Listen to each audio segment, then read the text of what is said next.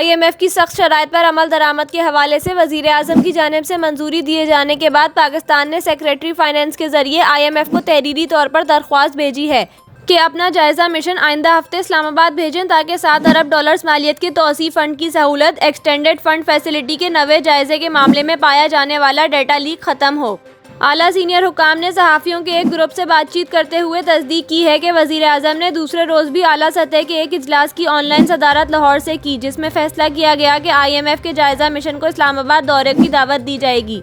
इस तरह हुकूमत ने अब ये नतीजा अखज़ कर लिया है कि अब फौरी तौर पर IMF प्रोग्राम को बहाल करने के मामले में कोई दूसरा रास्ता बाकी नहीं रहा। सरकारी जरिए ने कहा कि तवक्का है कि IMF की जानिब से मुस्बत जवाब मिलेगा। उन्होंने कहा कि वज़ीर आज़म शहबाज शरीफ की मातहत माशी टीम ने मैक्रो इकनॉमिक और माली फ्रेमवर्क को हतमी शक्ल दे दी है और जैसे ही IMF के साथ इस पर इत्तेफाक हो जाता है इस पर अमल शुरू कर दिया जाएगा। एक सीनियर ओहदेदार का कहना था कि वजारत खजाना के क्यू ब्लॉक के पॉलिसी साजों में ये तशवीश पाई गई कि इजाफी टैक्स इकदाम करने और बिजली गैस की कीमतें बढ़ाने के बावजूद अगर IMF ने इन इकदाम को नाकाफी करार दे दिया तो क्या होगा। इसलिए पॉलिसी साजों ने फैसला किया कि पहले IMF के हुकाम के साथ तैयार की गई पॉलिसी पर इत्तेफाक राय हासिल किया जाए और इसके बाद अमल किया जाए। नज़रसानी शुदा मैक्रो इकनॉमिक और माली फ्रेमवर्क के तहत हुकूमत IMF को इस बात पर कायल करेगी कि पेट्रोलियम डेवलपमेंट लेवी PDL पर नज़रसानी करके इसे 855 अरब से 550 अरब रुपए किया जाए। FBR का टैक्स जमा करने का हदफ 7470 अरब रुपए पर बरकरार रहेगा।